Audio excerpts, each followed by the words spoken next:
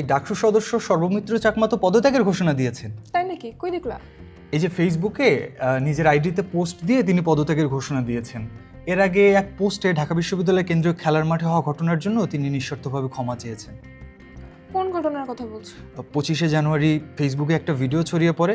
সেখানে দেখা যায় ঢাকা বিশ্ববিদ্যালয়ের কেন্দ্রীয় মাঠে খেলতে আসা একদল শিশু, কিশোর এবং তরুণকে লাঠি হাতে কান ধরে উঠবস করাচ্ছেন সর্বমিত্র চাকমা। ও, ওই ভিডিওটা দেখেছি। এটার তো অনেক সমালোচনা হয়েছে। অনেকে এটাকে শিশুদের সাথে অমানবিক আচরণ বলে উল্লেখ করেছে। সর্বমিত্র চাকমা অবশ্য এই ঘটনার ব্যাখ্যা দিয়েছিলেন ফেসবুকে। তিনি বলেছিলেন যে বহিরাগতদের কারণে শিক্ষার্থীদের মোবাইল এবং সাইকেল চুরি হয় এবং তাদের নিরাপত্তা নিশ্চিত করতেই তিনি এই কাজটি করেছিলেন বলে লিখেছিলেন।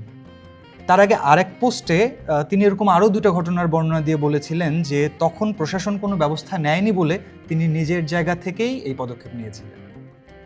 কিন্তু এটাই তো প্রথমবার না। এর আগেও তিনি এক বৃদ্ধকে লাঠি হাতে শাসনের ঘটনায় ব্যাপক সমালোচিত হয়েছিলেন। সেই আচরণের কারণে বামপন্থী ছাত্র সংগঠনগুলো এবং সাধারণ শিক্ষার্থীরা তার বিরুদ্ধে মোরাল পুলিশিং এবং মানবাধিকার লঙ্ঘনের অভিযোগ তুলেও তার বিরুদ্ধে সমালোচনা করেছিলেন।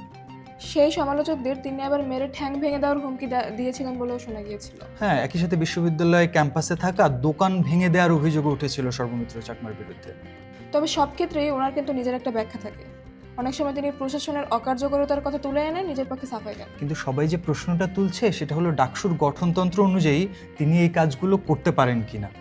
কিন্তু শেষ পর্যন্ত তো তিনি পদত্যাগ করছেনই। হ্যাঁ, ফেসবুকে ঘোষণা তো তিনি সেরকমটাই দিলেন।